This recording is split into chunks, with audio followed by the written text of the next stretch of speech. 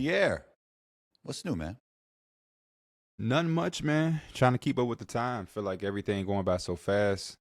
We already at the All-Star break pretty much. Um, Before you know it, it'll be the playoffs, and then we'll be asking each other where we sitting at for the summer league. So just trying to keep up with the time and take it one day as possible, even though it feel like every week is like another month going by. You know what Yeah. I'm saying? So Yeah. yeah, man, just being in the grind. Speaking of keeping up with the times, it's a disaster in Golden State. Do you believe Steph Curry will finish his career with the Warriors? Yeah, no doubter. He'll finish his career with the Warriors, as he should. I respect it. I like the one team thing. He's done so much, not just for the organization, but for the city. I always talk about, when I was growing up, how like irrelevant the Warriors were, and to see them become the most popular team in the 2020s and have the dynasty, and even knowing who he was as a prospect and a college player, to see him turn out to be, arguably one of the, if not the greatest point guard of all time and the greatest shooter. The legacy is there for him to stay. I just wish him and the Warriors went about things a little differently. I wish they put all of their eggs in the basket of serving Steph Curry until he is no longer there.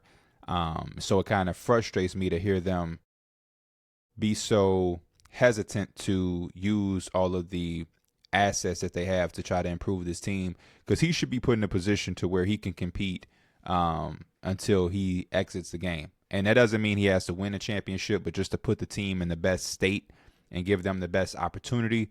I want to see them do that more. And you've seen reports where it's like they don't know if they want to invest their future draft capital and all of those things, the way that they handled the James Wiseman pick and the Moses Moody and Jonathan Kumingas. I just wish they handled their assets a little better to fully invest into Steph. And I also wish Steph used his legacy and his pool of being the greatest Warrior of all time to nudge them in certain directions every once in a while. But to answer your question, yeah, I do think he will retire there. To your point, don't you think it'll be a challenge for him to play meaningless basketball for another 3 or 4 years? Because I think he got that much good basketball left in him. Will it be a challenge? I mean, yeah, it's always going to be a challenge to not, be on that stage when you have been so used to and accustomed to being on that stage. And you're one of the guys that show that you can deliver. But is it going to be that much of a challenge to leave it? Nah. I don't see Steph. Where is he going to go? What does that look like? What does that do for him? He already has X amount of rings, and I think those rings hold value because he's in Golden State. Charlotte, back home with Klay Thompson with a layup package, Concanuple. Yeah, you might as well stay in Golden State. Shout out to Charlotte, but I just don't see him going there and they're a championship team. They're a little bit better than the Warriors, maybe, potentially, but yeah, this ain't 2K, it's real life. How do you feel about them? It feels like they are building around Khan at this point, right? I wouldn't say that they're building around Khan. He's a rookie, so it's hard to say that they're building around him. We haven't seen that yet, but they're building a foundation. I know that. I was just out in Charlotte with the Hornets, and I love everything about what they're doing. 10-day contract, right? 10-day? Yeah. Okay, I see you. They're dope, though. They're dope. I think they're heading into the right direction. I think that's mostly what their goal is and should have been. I don't think they need to really try to figure out who they're building around. They have LaMelo, they have Khan, they have Brandon Miller. Let's keep these guys healthy, and let's continue to do what we did last draft, which was get a guy that can play, a part of those two pieces, alongside those two pieces. But more so, to me, what they've done better than even just getting Khan, which has been a phenomenal pick, but the outside edges of getting Ryan Kalkbrenner, getting Sion James and Liam McNeely, those pickups have been extremely good for them. And I think as long as they go that direction where they're able to get not only those building blocks, but the surrounding pieces, they're going to be a really good team, in the next couple of years. It's just about staying healthy. You even see that. They've had games on the back-to-backs where LaMelo comes off the bench so they can manage his minutes better, to not put too much on his body because we know the injury history. I love the direction of the Hornets. They're going to be in the playoff conversation soon, and I'm hoping that they can get in the play-in this year. Yeah. It's interesting, these players with their trade value with, Trey. We saw him go for Kispert and the aging C.J. McCollum.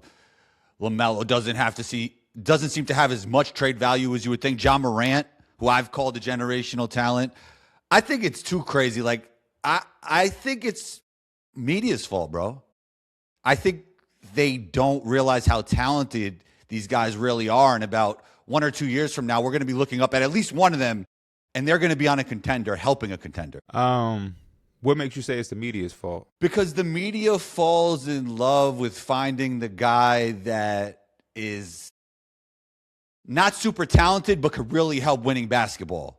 And they love that. Like, the media loves Herb Jones. Herb Jones is great, but they probably overrate guys like Herb Jones and underrate guys like LaMelo, Trey, and Ja. Yeah. Do you see what I'm saying? I can see it a little bit. I think the thing is, we entered a time where I've said it for years. I think people value role players more. Sometimes they can overrate role players, but I think even now, when we look at the apron things that have been implemented into the salary cap, you have to kind of over analyze or overrate role players because you need them so much more significantly. I think that's the real issue. I don't think it's a talent standpoint with those guys. I think it's the investment part. So when you go out and you get a Trae Young, you get a LaMelo Ball, you get a Ja Morant, you're talking at a $40 million minimum. Yeah. You're not getting them per year basis below $40 million. And even $40 million for some of those guys would be a bargain. Then when you start to talk about the ability to be on the floor, two of those guys, Ja Morant and LaMelo Ball, over the last 4 years have missed significant amount of time. So when you're paying a guy 40, 50, 60 million dollars a year, you then have to be able to be on the floor. You then have to be able to play with other talent to play winning basketball. And I think those are some of the things. Teams and executives and team building is a little bit more strategic, where back in the day, I think it was just about having high level talent and just figuring out the rest later. Now, because we've seen so many investments go the wrong way and it can kind of mess up the future of your team, you gotta think twice. You gotta really, consider if that move is worth it. And I think that's where it comes in. I think people know Ja Morant is ultra talented, but are you going to gut your future of giving multiple first round picks, giving up young talent, and making salary match to bring Ja Morant into a situation where he has not been healthy over the last few years? Even this year, he's banged up again. LaMelo Ball, Trae Young was banged up this year. And I think the Wizards did a really good job. And that's my question. No matter what the media is saying, no matter what the NBA is saying, when you have when you're a team that doesn't have the luxury of going into the market, why wouldn't the Wizards have made that trade? I'm looking at other teams like, hey, why aren't some of y'all trying to get a Ja Morant if his value is that low? Of course they should have made that trade. Yeah, so it's like, that's what I look at. I don't look at the media. People think it's a bad trade for the Wizards? I haven't seen anybody say that, but okay, I'm about to say. I just, like, as soon as you heard Trae Young on the market, and you heard, if you're a team if you're somebody who's running a team and you heard that he has no value, or little to no value, round of applause for the Wizards, because that's not a free agency destination. 100%. Their young talent needs a floor leader. He can make them better. And they went and got him for the price of an aging, like you said, aging C.J. McCollum and Corey Kispert without giving up any draft capital. There are some other teams around the league that should be looking internally at themselves like, why didn't we jump on that? This guy has proven to be a winning player in the playoffs and be super clutch on top of that. And the crazy thing about that to me, Combo, and I ask this to my guys, people are so... The fine line is so funny to see, because I agree with what you just said. He has proved that he can win in his league and play at a high level and carry a team. He's proved that. You'll hear about a player shortcomings, and that shit'll last forever. A player will have a choke job or not have a really good series, and people will hold on to that for a decade. A guy like Trae Young will have a moment like he did those years ago, and people will say, oh, but that was 4 years ago. That was 5 years ago. But you'll bring up Paul George and they'll talk about what he did in the bubble as if that wasn't 6 years ago. So it's like, it's funny to see how people, it's like a contradiction. If it's negative and it's bad, it's a longer lifespan. They still talk about James Harden isn't clutch. He isn't this, he isn't that. They'll bring up stats and series that happened 7 years ago. But then you'll talk about Trae. You'll be like, why people don't like Trae, man? He led a team to the Eastern Conference Final. Oh, man, that was 4 years ago. It's always funny, that conversation where it's like, if you do something negative or if you have a bad moment it has a longer lifespan. But if you do something positive, it's like, but that was it's so inconsistent in that conversation when you see it in the media and in social media, and it's head scratching to me. But I was just like you, Combo, where I'm like, he proved that he could do that, and that has to count for something. It counts to something for me. Does he have deficiencies in his game and things that comes with him? For sure. But when you are a market and a team like Washington, my aunt used to tell me all the time, beggars can't be choosers. They're never going to get a talent like that for that price. So I loved it for the Wizards, and I think more teams around the league should inquire about guys like LaMelo and Ja Morant if the price is going to be that low. Don't get me started on the James Harden stuff, because I believe he's one of the most influential players this league has ever seen. I mean, people talk about Steph Curry's influence. You see everybody got some kind of Euro. You see everybody got some kind of step back, even Wemby. You know, you see it from everybody. Yeah, James Harden I think that's the word. You know, people try to figure out his legacy, and obviously he hasn't won a championship yet and different things like that. But when you talk about that word influence, James Harden is at the top of the list. And just his career, he has a transcendent career, being a guy that was a sixth man of the year and also an MVP, and to see him, you know, have a moment where he kind of was buying into a team concept. We had an MVP player buying into a team concept coming off the bench, and the minute he got his opportunity to break away, it didn't take James 4 years to figure out how to be a number one option. He got to Houston immediately and got to it. And so I think they're going to appreciate his career a lot more when it's all said and done. Yeah, we mentioned, you know, Ja, LaMelo, and Trey. Is it fair to say that Zion has more trade value than all of them at this point? No, Really? I don't think so. Yeah, I don't think so. I'm not here to say that he has lower, but like just based off the reports and information that I've heard, it ain't like he got 30 teams lining up for him either. It ain't like he's going for multiple first round picks either. I do think he could get more than a Corey Kispert and an aging CJ McCollum, especially the way he's been playing lately. You know? Oh, well, I mean, in comparison to Trey, yeah. I was thinking more LaMelo and Ja. Yeah. But also that, like, Trey, like, you know, the guy Andy Katz said that Cat has a Trey-like packages. You know, they're totally different players, but that's the kind of value he has on the trade market right now. You know, it's just crazy right now. And I think Zion does have a little bit more of that than from what I'm hearing. Also, he did really well against Wemby last night, which doesn't hurt. Yeah, I mean, I don't think it's going to get any lower than Trae Young as far as the value, because we actually seen his trade play out. And because that kind of set the market, I don't think any team is going to go below that. So Trey, I think, is bottom level. I don't think you trade Ja Morant and the Grizzlies allow themselves, especially seeing the reaction that the Hawks got. And you also have to remember, the context is the team situation. The Hawks felt comfortable doing that because they have the Pelicans pick. They have an emerging Jalen Johnson, and both of those guys are going to come off the books. Well, CJ McCollum and Kristaps Porzingis will come off the books, and that's two $30 million salaries. So the Hawks have a vision, but the Grizzlies, the Pelicans, the Hornets, I don't think that they are in a position to where they could make the move that the Hawks did, because they don't have the same level of assets.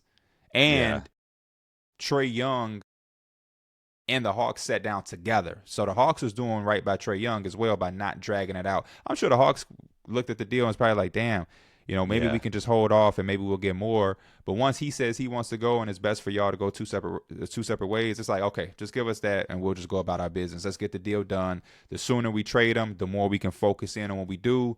We'll get this dark cloud from over the team, because it was so much rumors and everything. It's just like, let's get this done. Let's go our separate ways and we'll just go. Some of these other teams, they ain't thinking like that. They want their value and they want to get something back. The Giannis thing is dragging. Perfect example. Bro. Dragging to the point where it puts so much pressure on the team. It puts so much pressure on Giannis. It's the dominant conversation. They lose 4 games in a row. What's going on with Giannis? They win 4 games in a row. What does this mean about Giannis? It's just like nothing that they're going to be able to do will escape that dark cloud of the future of Giannis Antetokounmpo. And yeah, I don't even know what to think about it. One of my New Year's resolutions that I said on my show was I was going to stop giving, attention to every quote that Giannis gives us, because it kind of felt like patty cake. Then I had Bucks fans saying, no, it's the media. Giannis says one thing and then you'll get an article of mock trades, even though he's saying he want to stay. So it's like, you know what? Cool. Giannis said he want to stay. He said he's there. So he's there. The Bucks ain't a good team. I don't know what to think of it. It's been too long. I think we've been doing this for like 2 years already, right? We have, and I don't see. I just honestly, with my basketball brain, don't see a world where we will stop talking about it anytime soon. Because I don't see too many moves that they can make that flips this thing around. The only thing that you have on your side, if you're the Bucks, is the talent of Giannis Antetokounmpo. So maybe you can make a move to send Kuzma and Bobby Portis to go get a Zach LaVine or to go get one of these guys. And because Giannis is so good that when he's healthy, you add another really good shooter, another good scorer, and he can cover up a lot of the holes, and you can win 10 or 11 more games than you probably thought you would. But even then, if they go get Zach LaVine, I'm trying to think of other names they've been linked to. Hell, even if they went and got Ja Morant, does this become a championship team? Yo, it's crazy. I feel like Zach LaVine is the guy that's delaying rebuilds. Like, that's his role now. What do you mean? Like, him and Russ go to the Kings. They can win some games. They can't really tank, but they're obviously the not. Kings was doing that before he got there. I think that's just the staple of their the two teams that Zach LaVine last recently played for. I think it's more them than him. The Bulls don't got Zach LaVine anymore, and look where they at. They right there in that play-in spot. They're not trying to tank and go get that top 5, top 3 overall pick. The Kings, before Zach LaVine got there, was the same way. Now they got Zach LaVine. Hell, some of these games. But you do think the Bulls are in a better spot because they're younger, right? It does change things. I don't think the Bulls are in a better spot. I think they're in the same exact spot, which is that's the head scratching part. To go into a rebuild, you have to fully press that button. They still have Vucevic. They gave all of that money to Patrick Williams. Billy Donovan is not a young player's coach, so he's still not letting Modest Buzelis fully off the leash. There are certain things that young teams do that the Bulls and the Kings haven't done. Now, the one thing that the Bulls have on their side is they do have Modest Buzelis. They do have Noah Singay, who's out for the year, but he is a lottery pick. They have Josh Giddey. The Kings, on the other hand, they have a roster full of guys that can win you games but can't win you enough. So it's bigger than Zach LaVine. They have DeMar DeRozan, Zach LaVine, Russell Westbrook, Domantas Sabonis, Malik Monk. So, yeah, I think it's those teams themselves are stopping the rebuild more than Zach LaVine. How you feeling about your Knicks? I feel good about the Knicks, man. I feel real good. I'm not the typical Knicks fan, so I'm not, running around pulling my hair out because they have some bumps in the road. I'm understanding that that's part of the NBA. I mean, I'm looking at the Thunder. They've lost 2 games in a row, and before that, they had a little down streak. If the Thunder can have adversity moments in their season and they can have tough stretches, who are the Knicks to think that they can't have any moments in adversity? And I also expected this from the Knicks. New head coach. We have certain players on our team that don't bring a certain fight every game. This is a part of it. We got some things to figure out, but I'm still confident in them. And I'm hopeful that they can make some type of move at the deadline that can bring in some dog. It don't have to be a big move, but I'm really a big fan of like Najee Marshall. Bring a guy like that, a versatile guy who, again, can bring some energy and some dog because we need a little bit more of that. I think we're too laid back when you talk about our front-facing guys. Karl-Anthony Towns is more of a laid-back guy. Mikal, OG, these are very laid-back, soft-spoken guys. We need a little bit more of that Josh Hart, toughness. If OG had the killer instinct, he might be an all-time great, bro. Like, he has everything. Yeah, he's improved a lot, man. Yeah. To me, it's all about the playoffs as well. The regular season is such a long stretch of 82 games that you're bound to have some empty, dry moments. It can get long and exhausting for the players. So I'm not doing too much. Last year we did that, right? And that's why I'm surprised Knicks fans are reacting the way that they're doing now, because we had that moment last year where we couldn't beat a good team. And everybody talked about how the Knicks are winning this against all of the top teams. They can't be. And then we went to the Eastern Conference Finals. So I vowed to myself that, hey, I'm going to analyze the regular season, but I'm going to not do too much and get too emotionally tied, because though the regular season has a cause and it has a reason and a purpose, it doesn't mean everything. Because if it meant everything, we wouldn't have gone to the Eastern Conference Finals last year. So, and then it's also, again, new coach, new system, adjustments. These are things that you should expect. And I know everybody hasn't played sports and been a part of teams and all of that. They can't think of the background things, but I think the Knicks are really good where they at. And as long as we take care of business, we're a tough team to beat in 7 games when we start talking about playoffs. How would you grade Mikal Bridges' season? I think Mikal Bridges is having like an A season. I think he's been really, really good. I love the role that Mike Brown put him in to kind of initiate offense more and to take some of that pressure off of Jalen Brunson. I think that's going to show up a lot more in the playoffs. Mikal Bridges is also a guy who, for whatever reason, he's like our Dante DiVincenzo of this team, where like when the game is tight and if it's going to be in somebody's hands outside of Brunson, catch and shoot type 3, or Mitchell Robinson gets one of those offensive rebounds and the defense is in a scramble now and they can't match up quickly, when he gets that ball on a catch and shoot 3-point opportunity, I feel super confident. I feel like he's going to make it all the time. And that's how I felt years ago when we had Dante DiVincenzo, where it's like Mitchell Robinson get an offensive rebound, he kick it out to one of those guys, it's almost a guaranteed bucket. And so I love the season Mikal is having. Want him to turn it up a little bit more defensively, but I love everything he's been giving us offensively.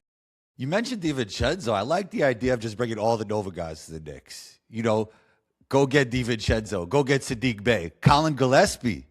Yo, he's good, man. Hooping. Yeah, he's good. Can the Knicks get some of those guys at the trade deadline? Hell no, we can't. Those guys are expensive now. And yeah. That's the league is all about, to get, you got to give. And I think the prices of all of those guys you named are a little high. Gillespie ain't going nowhere with the Suns. They need the guard play. Yeah, he's probably on a great contract for them anyway, right? Yeah. Should be on the still of a contract. I know a lot. Like, I saw him in summer league. I didn't think he'd be this good. Like, I thought he could be solid, but I was like, ooh, he's tough. Yeah. And then Dante DiVincenzo is having one of his best years, so I don't think he's going anywhere for the Timberwolves either. So yeah. Najee Marshall, Jose Alvarado, Keon Ellis. I think those are the guys that I've seen us kind of linked with. I haven't seen us with any of the Nova guys. Shout out to Jay Wright, though. Says a lot about him for all of those guys to be successful. And then Sadiq Bey. I don't think Sadiq Bey is getting traded.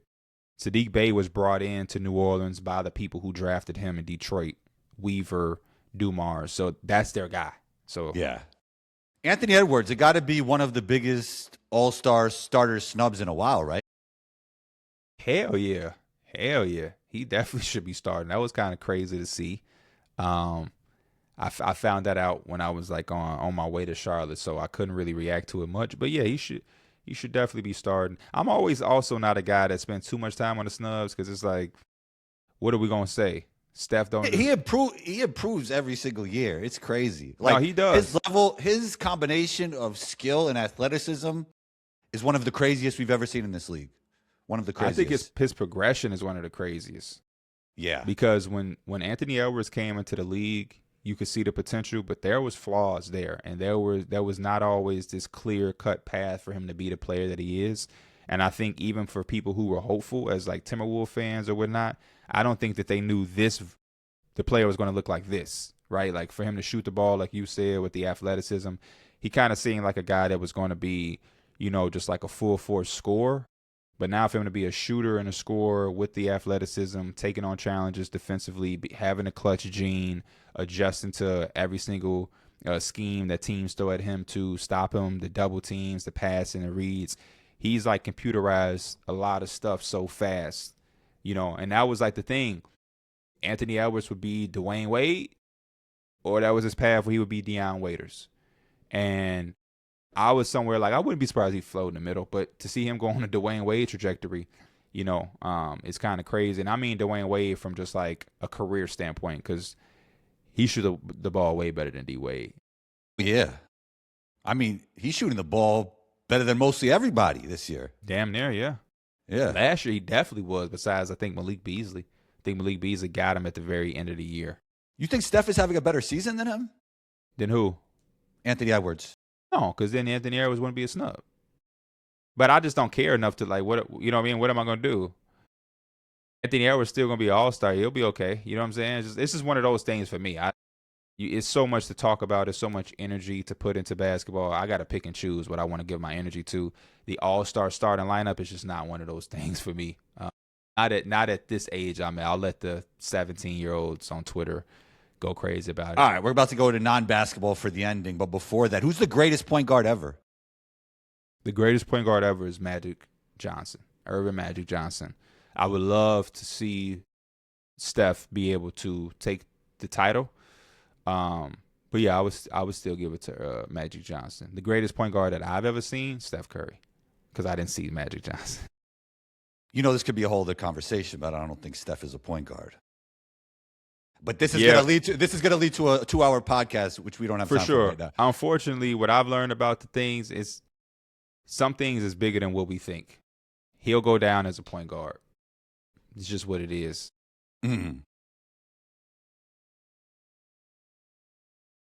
Yeah, I mean, that's like there could be somebody on the podcast that say, I think Steph is a center. And it's just like, I mean, okay, he'll go down as a point guard. You know what I mean? Why don't you? What position is LeBron? These guys do not have positions. But what like position, Luka, LeBron, SGA, like they don't have. What position is LeBron though? Well, he's played point guard. I'd say a point forward. You know, he'll go down as a small forward. But he has played point guard, on the Lakers he's been listed as a point guard. He's been listed as small forward more than point guard in his career though. I think part of the reason why there is no more real point guards is because the star players take up such a big role for what they do. They're like a hybrid of so many positions. But then all we hear about is how teams need point guards. So that's why I'm never getting rid of positions. As a niche player, but not a main guy like an Isaiah Thomas or a CP3. More of a tertiary star. It depends on the team. Jalen Brunson is a point guard. But he don't really make his teammates better. Yes, he does. He makes the team better by default because he's an absolute great scorer and a clutch player, but I don't believe he elevates his teammates like a Magic, like a LeBron. That's okay. You don't have to do it that way. He's still a point guard. As long as you make your teammates better, that's fine. There are guys that are pass first guys that can't play on the court today because they can't score. Here's a good example. When you have a Jokic on your team, you don't need a point guard.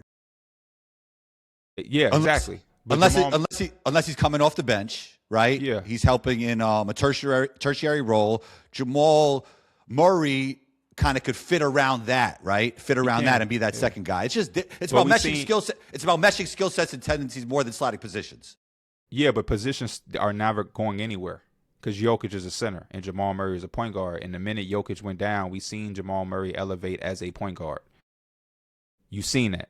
But it is about meshing. And again, it's only one Jokic. It ain't like we got 15 Jokic's around the league.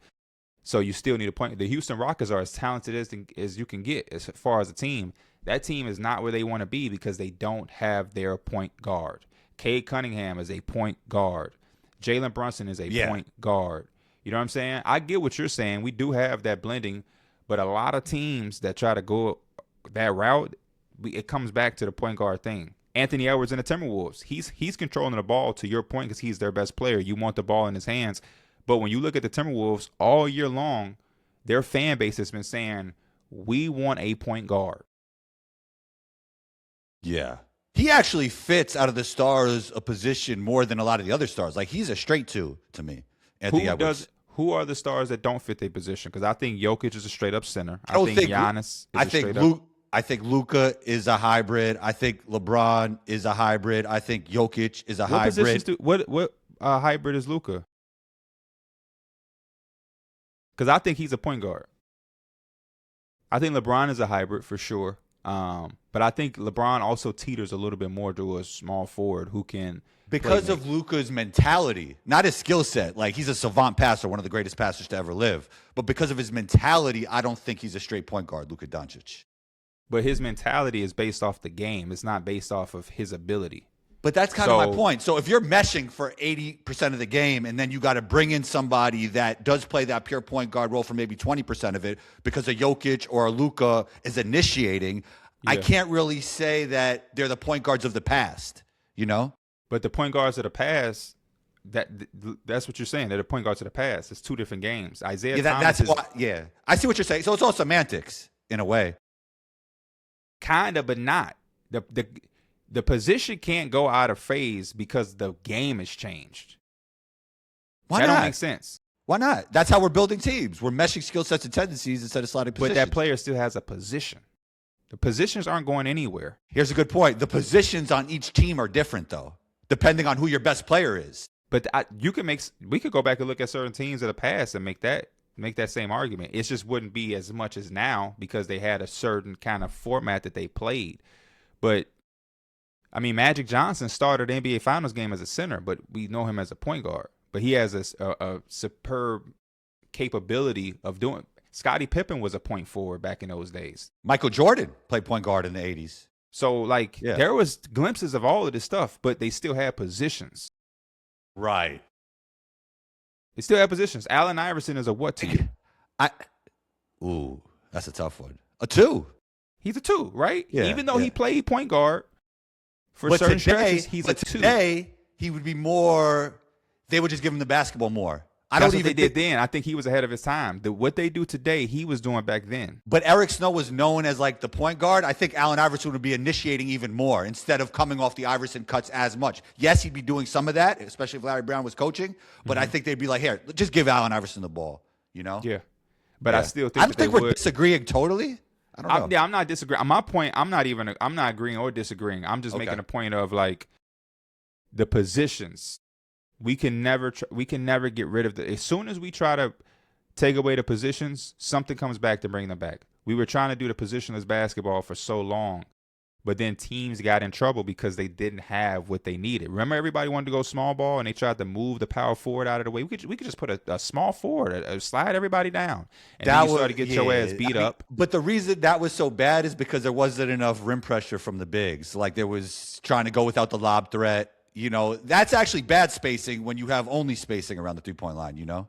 And that comes from not having the proper position. Now you look at every team and what are we doing? We're getting back to they're calling it double big lineups, but it's just traditional. Okay, I think the positions change for each individual team depending on who your star is. And I think that's been that way since the beginning of time. But then the stars now are even more well-rounded. Than like Jokic could play a center-type point guard role, so then everything around him has to change a little bit more. You know what I mean? Yeah, like but even back then, Isaiah Thomas was a great player. But when Isaiah Thomas is your best player, you could slot a 2 guard, you could slot a 3. When Jokic is doing everything and playing center, or Akeem is a better example. When Akeem is your best player, you could slot everything kind of perfectly into the positions. When Jokic is taking on point guard duties, then you have to mesh skill sets and tendencies more, and the line becomes blurred within the positions. Does that make sense? Kinda, but I don't see what position have the Nuggets not had because of Jokic. They kind of had like the weird Bruce Brown thing, right? Which is back now. Like But that's because of Bruce Brown and his skill set. It has nothing to do with Jokic because Bruce Brown did the same thing with the Nets. Bruce Brown played center for the Nets when he was with Kevin Durant and them. But where was Bruce Brown at his best for himself and for the team when it's with Jokic? Well, that's because that was a great team. That was a better team he was a part of. But I'm saying how Bruce Brown plays and his position and his versatility as a guy that plays bigger than his size, where a team could use him. He came in out of Florida or Miami University as a shooting guard who was like, 6'4", 6'3". He came into the league as a shooting guard. Then Brooklyn, on their playoff teams, you can go back and watch the Nets versus Celtics series where you'll see Bruce Brown was playing power forward and center, and they was putting them all over the place. And then the Denver Nuggets did the same thing with him, but they were a better team. So it was more of a household name thing, and it had bigger impact because they went on to win a championship versus the Nets getting swept. But my point is that had nothing to do with Jokic. That's just the tool and ability of Bruce Brown. He was playing that same way before he ever played with Jokic. He was a smaller guy who played bigger, just like Josh Hart.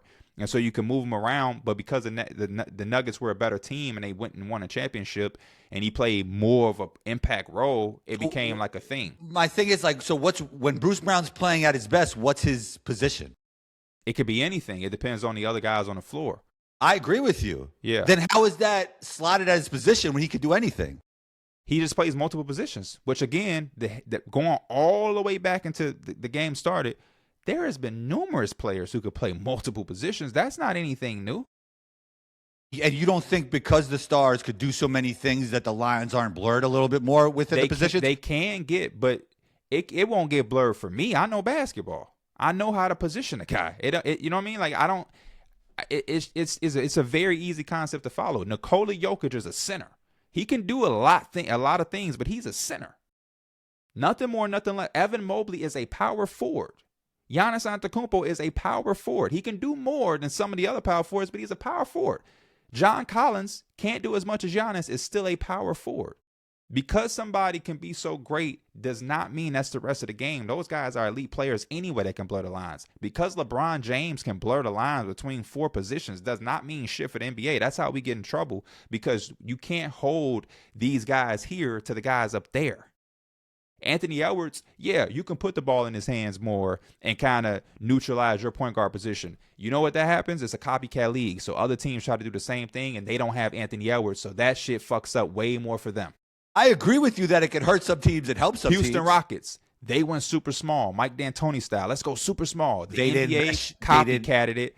That shit went out of the window to the point where now everybody, for the most part, everybody has gotten away from small ball and brought back traditional size lineups. Yes, there are times that it won't work, but also when we slotted positions more perfectly, it didn't work back then too. There was bad teams with the classic point guard, the classic shooting guard, the classic every position that were bad too. That didn't work well because they didn't mesh the skill sets and the tendencies well, the Houston Rockets. So there was my point. There was no gravity. There was no gravity because of rim pressure, no rim running big, you know? You can't do that when you have there's a thing called exceptions. When an exception is happening, you don't do it for the regular.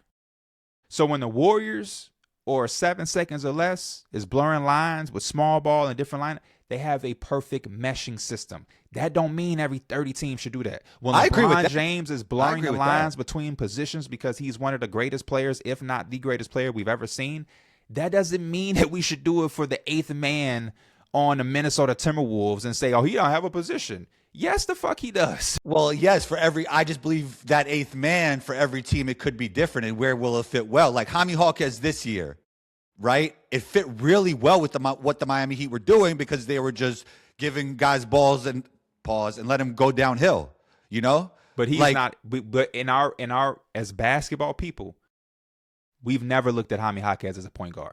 Never in my life have I ever 100%. I agree. But so I think when you use him in the right scenario and you mesh his skill sets with or you look at your team and say, this is what's good for this team, not copycatting. I agree with the copycat thing, but not copycatting. Let's see how we mesh our own skill sets and tendencies and make us win. I think before it was like, how do we slot our positions on our team? Now it's how we mesh around the best players. For some teams, but I think for other teams he didn't. That's how, like we said, with the Michael Jordan Bulls. You know what I mean? Scottie Pippen was able to play point forward, even as a small forward.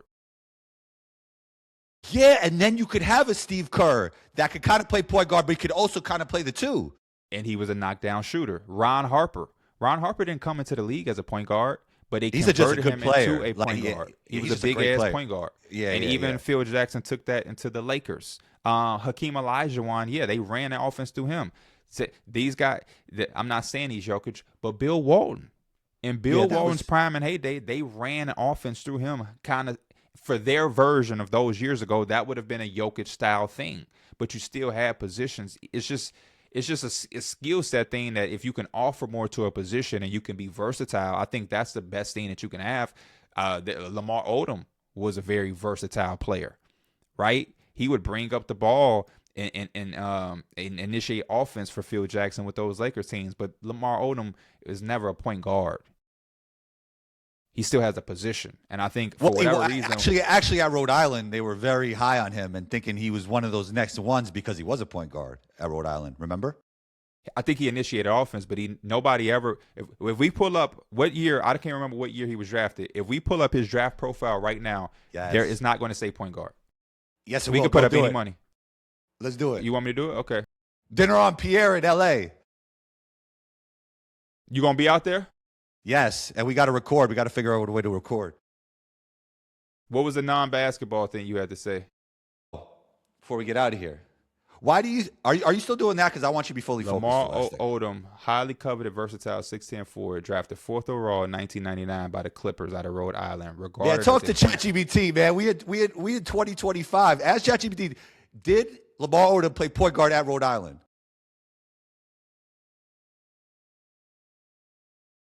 His Rhode Island stuff is saying small forward. Well, I'm sorry. It's not even saying power or small. It's just saying forward. What I can even do for you I'm from New York. I'm from New York. So people from here were so high on Lamar Odom because they're like, oh, a 6'10" point guard. That was like the thing, bro. No, who you telling? I'm very aware of who Lamar Odom is. I just know that, I'm basketball reference for college. What is his position logged in as? It's logged in as his freshman year as a forward. I know Lamar Odom has played point forward. It can bring the ball up. Like I said, with the Lakers, he did the same thing. With the Clippers, he did the same thing. But it all is going to go back to his position of being a small forward. Shout out to Lamar Odom, though, man. I hope you're doing well. I'm a big fan. Yeah. Versatile as hell. One of my favorite players of all time. I got Lamar Odom Lakers jersey. I got Lamar Odom Clippers jersey. I got another Lamar Odom jersey a fan sent me right next to me now. I love me some LO. You know what's crazy? There was a time in New York City where you saw more Clippers gear than Knicks gear. It was because that of Lamar Odom? Because of that whole team, like that young team, Darius Miles, Quentin Richardson. Yeah. Yeah, you saw a lot of Clippers gear. A lot. So let me ask you this. Could Lamar Odom have the career he had if he was just a point guard? Because I think that's my fight and my issue. I think it does take away from some of his other skill sets. I see what you're saying. We have so many guys that can have different facets to their game, but it's so forced to be something because of a trend or because of the way it can excite people that I sometimes think we put players in we put them in a tough spot. I think when you allow a player to be their position, but you don't handicap them, I think that's the thing about today that's better than back in the day. Back in the day was so uniform that if you were a small forward, even me, when I grew up playing, I was the tallest guy, so they would say center. And then my dad would be like, my son ain't a center. And then it's like you show them that you have certain guard-like tendencies, and they'll let you rock out. And I think that's the better thing. In today's game, we try to force so many guys. He's a 6'9" point guard. He's a 6'9". He's a 6'10" point guard. It sounds so good, and it's such a catchphrase that I don't think there's anything wrong with being your position. And then at times, like you mentioned with Jaime Jaquez, or on certain rosters, like you mentioned with the Nuggets, if it's working for the team and giving us success and giving you success, let's work it in different folds. But at the end of the day, I'm still a small forward. I can just do a lot of different things. And I think, to me, that's some of my favorite players are Swiss Army knife guys like a Lamar Odom, or even if a guy just plays his position but can do things uniquely. Because at the end of the day, what we should be doing here in America is not running away from positions, but running towards skills. No matter what a player on my team position that's what is, I'm saying. he That's should what be skilled. Bro, you said it better than me. That's my whole point. Yeah, but I never went against that point. I'm just still saying a position still. This new ideologies of running to things that are new because they sound good as catchphrases. I think it holds the game back. Because a player's skill doesn't mean that he's no longer a point guard. Oh man, Steph Curry and a point guard. Yes, the fuck he is. He's just a newer version of point guard than you've ever seen. That's all. The reason that he's not a point guard is because it's not what you're used to seeing. That's why. Because in your mind, a point guard has to have 10 assists in the game when they don't. Draymond was initiating a lot of the offense, and then Steph they were playing. Curry initiated this, and then they were playing. Well. They were playing a little bit more equal opportunity offense, and Steph Curry was playing off the ball a lot more. That's due to him being the weapon that he is. That was the best way that they should have played. They were a better team playing that way and using him in a multitude of ways than just having him out of a pick and roll redundantly. Even in that show with him, Nash and LeBron, they were talking about how he's a combination of Reggie Miller and Steve Nash. Yeah. Which means if you are a combination of those two players, you're not really a point guard, right? What? Steve Nash is one of the greatest point guards ever. How could you be a combination of Steve Nash? No, the combination, though. Right, but how could and Reggie Miller's one of the greatest shooters ever and two guards ever.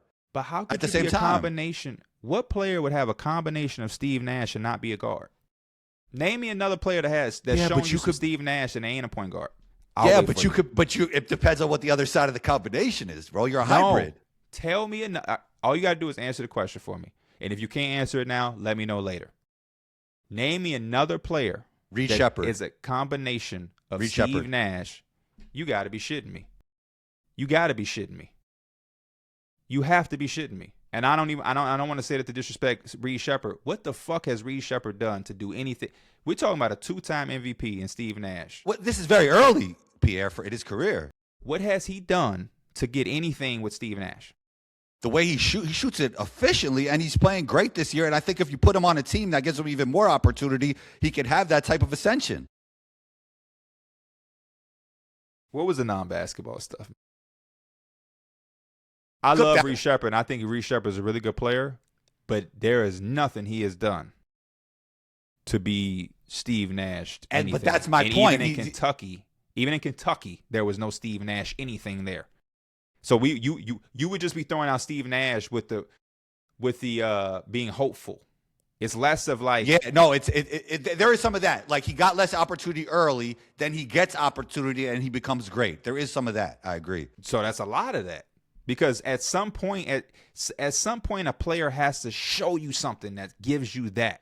He has never showed a Steve Nash ability to run offense like that. Well, Steve Nash would be a little less point guard and more scoring. He even said he should have shot more threes. He should have shot more, but he would always be that point guard. That's what made him him. He should have shot more, but that's the beauty of Steve Nash. He was always going to be. He would be Trae Young on steroids because he would be able to give you 30 and 10. You just did some combo stuff because that's something I would say. That he would be. When you look at Trae Young is one of the few guys in the NBA who could be a top 5 scorer and also top 5 in assists. Or Luka Doncic, but Luka has the size over Trae Young. I mean, over Steve Nash. So I wouldn't say. But yeah, look at the best year for Trae Young.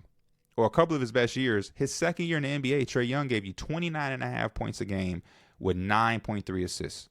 If Steve Nash shot the ball more, his numbers look relatively similar to that. Trae Young in his what is this? His fourth year. If your game starts to become more predicated on shooting and not table setting, and initiating, and putting people in spots, and more predicated on scoring the basketball, I think that does change your position.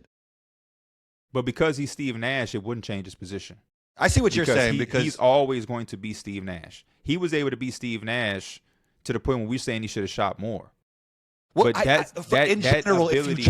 if you change your shot profile and when you pass and when you shoot, that could kind of change your position. If you hell bent on changing your position, yeah. You know what I mean? If you hell bent on changing your position, yeah. But I think that's the case for each player on whatever team they go into. LeBron's mindset, I don't think ever changes position to me. Your thing is that people are falling victim to this and trying to not having positions that it's hurting teams. I see what you're saying. That's not wrong. I'm with whatever the game takes it. But when we went position, that's where the game's taking us, P. That's where the game's taking us. It's not though, because we keep saying positionless and then we get back to a position is what I'm saying. I was there. I'm around. I'm here. I gave you the examples, and I'm not giving you. I'm also want to say this. I'm giving you facts. I'm not giving you hope for what I think.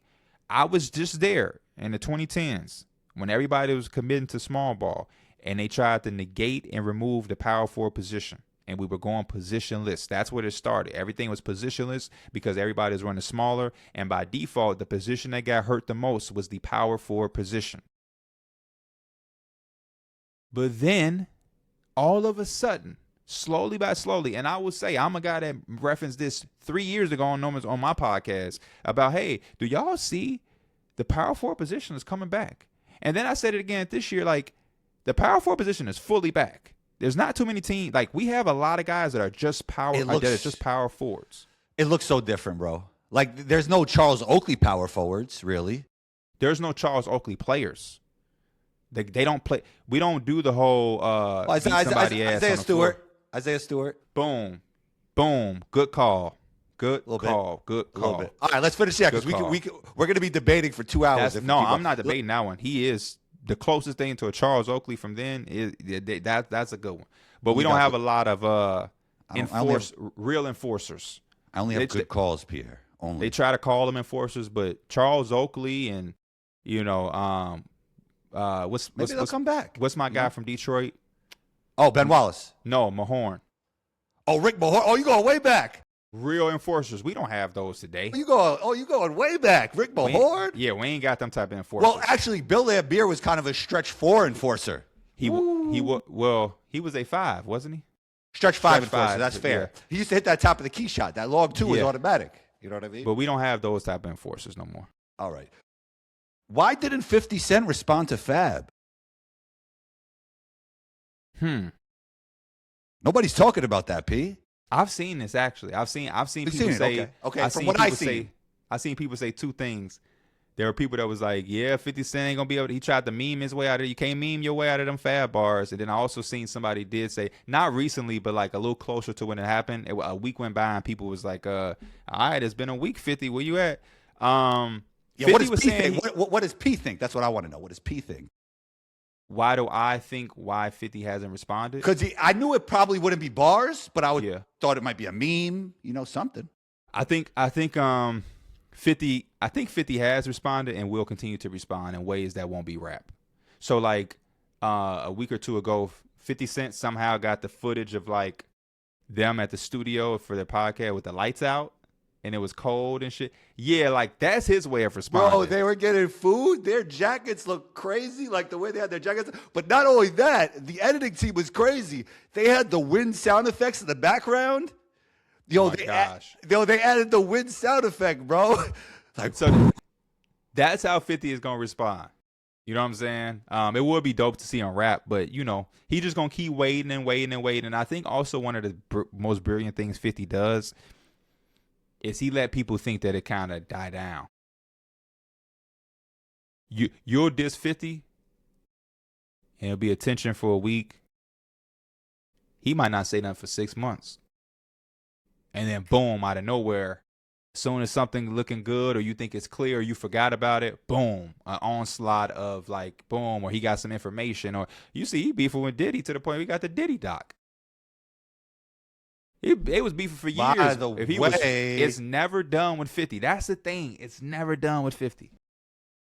People got to understand who his favorite author is, who he actually wrote a book with, Robert Greene, 48 Laws of Power, 33 Strategies of War, Seduction. I'm reading Mastery right now. So that's what he's on. That's what 50 Cent is on. He's playing the long game for sure. I agree. What was one of 50's books? Was like the 50th. Yeah, the 50th Law was with Robert Greene. Yeah, that's dope. Yeah, that's dope. By the way, that's my favorite author. Like I read all his books. I'm reading Mastery right now. Yeah. I love 50 though.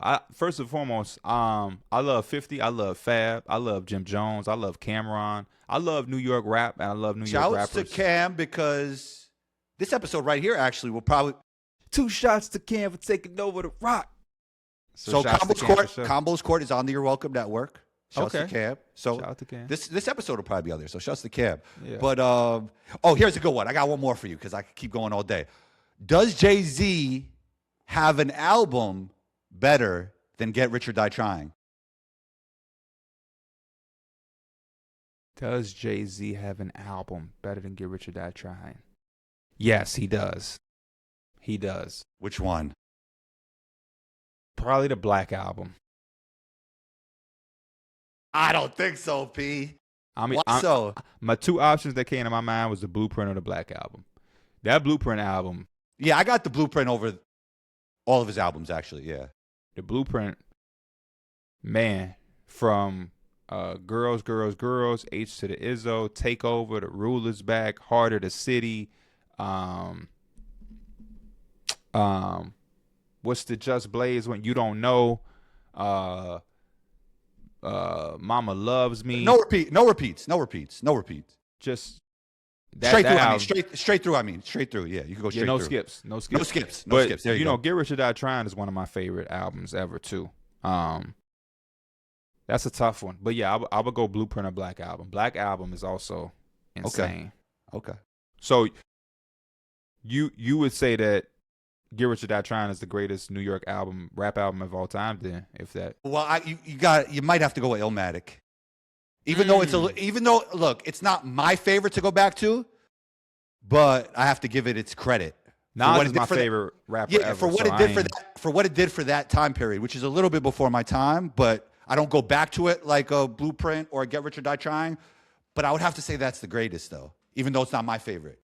And then I just went to pull up the Black album.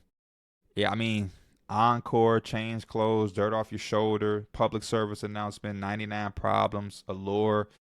Yeah, man. Hey, Threat. Get Rich or Die Trying is there, though. I like that conversation. I think that's like a podcast in itself, because What Up Gangsta, Mini Man, In the Club. And also, you know what? You know what gives 50 the edge? That's his first album. That's his debut album.